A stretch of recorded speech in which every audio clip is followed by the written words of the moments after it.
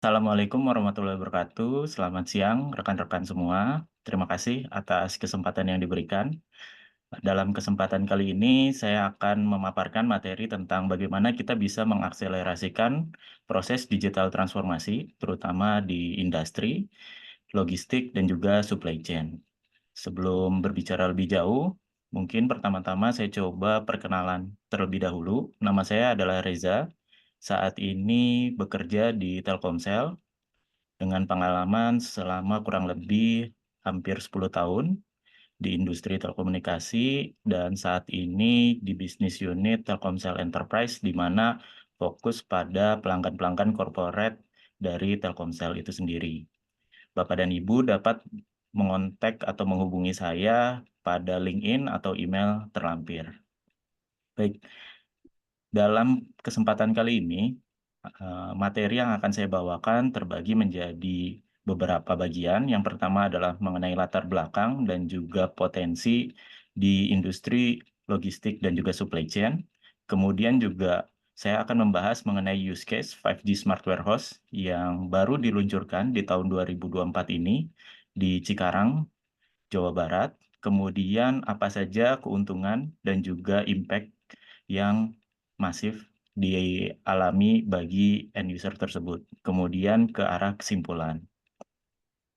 Baik, pertama-tama mungkin kita mulai dari pain point yang terjadi di industri logistik dan supply chain, di mana saat ini Indonesia mampu meningkatkan logistik performance index-nya dari peringkat 75 hingga ke 46 di tahun 2018 dan saya yakin kita bisa meningkat lebih tinggi lagi di tahun 2024 ini.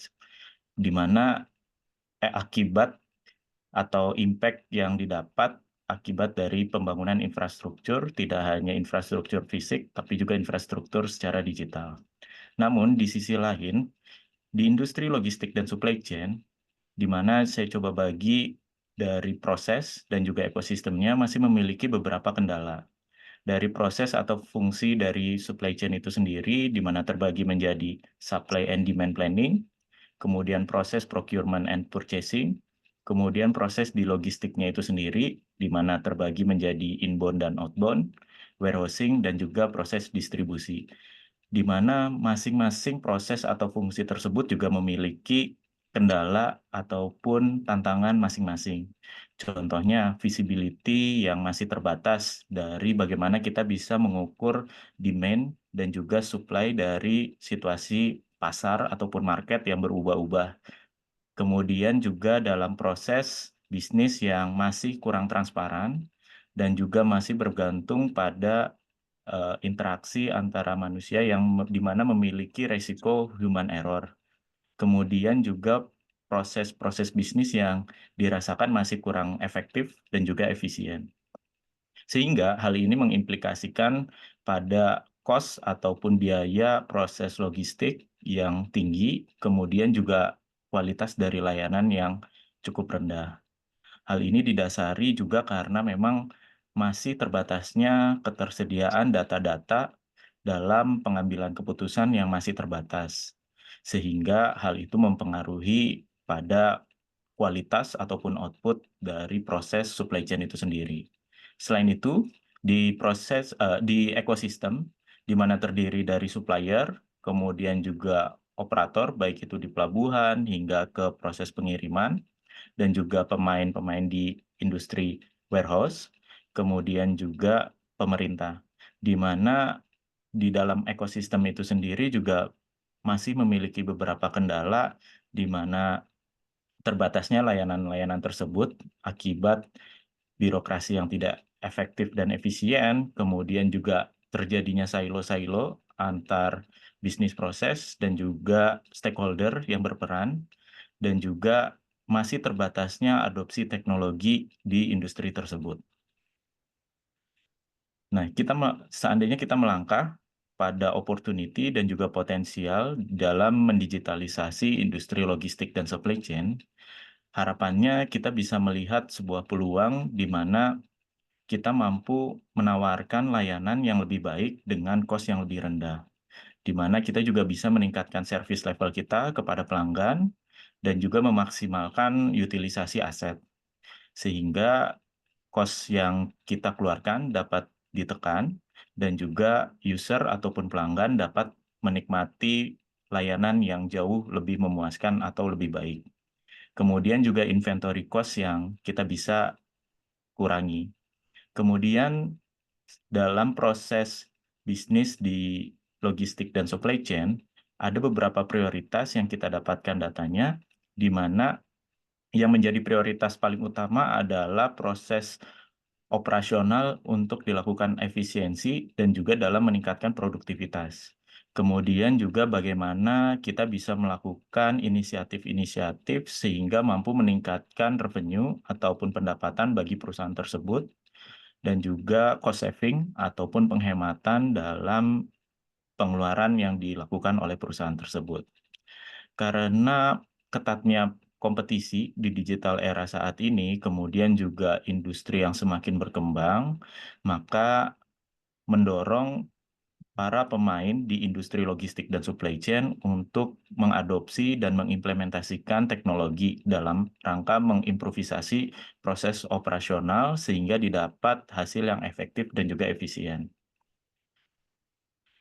Di sini Telkomsel Enterprise dapat menjadi mitra ataupun partner sebagai kolaborasi dalam melakukan proses digital transformation, di mana didukung oleh ketersediaan jaringan yang tersebar di seluruh Indonesia, di mana customer base Telkomsel, baik itu untuk yang B2C itu sekitar 160 juta, di mana kita juga bekerja sama dengan berbagai partner, dalam hal ini dalam menyediakan solusi-solusi ataupun layanan kepada pelanggan. Seperti itu. Di mana kita juga dapat menyesuaikan solusi-solusi yang diimplementasikan tergantung dari kebutuhan dari pelanggan. Kemudian juga kita sebagai operator pertama yang menggelar jaringan 5G di Indonesia, sehingga dapat memberikan kecepatan yang lebih tinggi, kemudian waktu respon yang lebih cepat, dan juga kapasitas yang lebih besar. Di mana hal ini juga mendorong proses digitalisasi di industri, sehingga apabila akan dilakukan proses pengolahan data yang lebih jauh, kita bisa mendukung lebih baik lagi. Nah, sebenarnya apa peran 5G network dalam industri? Karena saat ini seringkali kita rasakan di pengguna-pengguna mobile phone seperti itu ya. Ada 3 kategori. Yang pertama adalah mampu meningkatkan kecepatan dan juga coverage. Kemudian juga dengan semakin banyaknya sensor-sensor yang terpasang, maka dibutuhkan area dan juga kapasitas yang lebih luas, dan juga kecepatan dari waktu respon seandainya layanan-layanan tersebut digunakan, seperti itu. Use case yang mampu diimplementasikan oleh 5G seperti imersif, layanan-layanan imersif, kemudian juga remote access dan maintenance, kemudian juga remote control mesin, kemudian autonomous mobile robot atau automated guided vehicle, dan juga layanan-layanan lainnya. Nah, berikut adalah salah satu contoh use case yang kita berhasil luncurkan di tahun 2024 ini, di mana berkolaborasi dengan Huawei dan Sinotrans, di mana kita bisa meningkatkan performansi hingga lebih dari 25% dalam mengimplementasikan layanan 5G private network dan juga layanan-layanan lainnya. Di mana layanan-layanan tersebut terdiri dari yang pertama adalah digital twin warehouse simulation, sehingga dalam hal ini Huawei dan juga Sinotrans berkolaborasi untuk bisa mensimulasi proses bisnis dan juga utilisasi yang akan digunakan dalam proses bisnis di pergudangan tersebut. Kemudian juga dalam mengimplementasikan automated guided vehicle atau autonomous mobile robot dalam proses material transfer dan juga intelligence scheduling. Kemudian juga dalam rangka meningkatkan keamanan dan juga proses bisnis yang tepat, maka layanan lainnya yang diimplementasikan adalah surveillance CCTV atau surveillance monitor yang dikembangkan dengan kemampuan artificial intelligence, seperti itu. Ya, berikut adalah beberapa contoh simulasi di mana layanan-layanan tersebut mampu berjalan secara lancar dan juga apa namanya, secara lancar dan juga reliable dalam jaringan 5G network Telkomsel.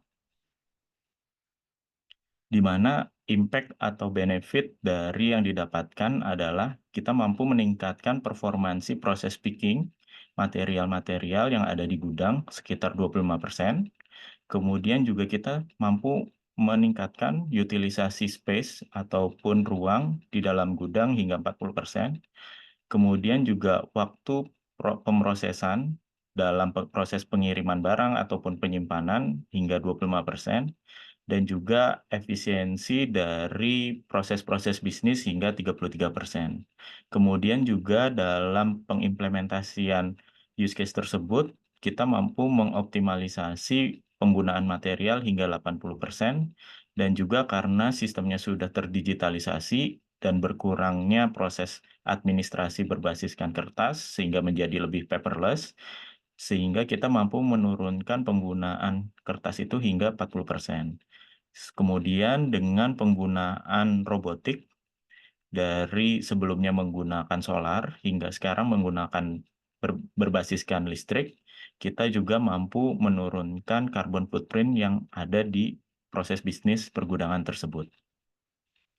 Kemudian ke arah kesimpulan, jadi dengan diimplementasikannya 5G Smart Warehouse yang ada di Cikarang, Jawa Barat, harapannya ini mampu memberikan sebuah efek yang cukup luas dalam proses bisnis di industri dan juga sebagai contoh ataupun sebagai benchmark bagaimana teknologi dapat digunakan untuk meningkatkan permasalahan yang terjadi di operasional dan juga investasi dalam rangka menekankan biaya cost dan juga mampu meningkatkan revenue yang didapat dari perusahaan tersebut.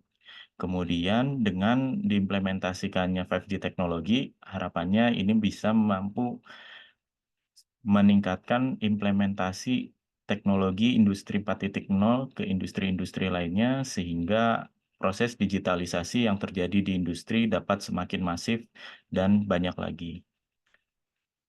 Kira-kira seperti itu materi yang dapat saya sampaikan. Apabila ada pertanyaan atau diskusi, dipersilakan. Kembali kepada Pak Derajat. Terima kasih. Baik, terima kasih Pak Reza atas penyampaian materinya.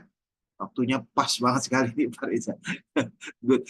Ya, namun jadi memang di dalam implementasi sebuah supply chain di dalam 5G Smart Watch Smart Warehouse ya Pak ya, memang data, informasi, kemudian teknologi memang harus saling berkolaborasi ya Pak ya. Jadi sehingga mendapatkan tingkat cost maupun revenue yang ditargetkan oleh CEO atau BOD kan gitu ya Pak ya.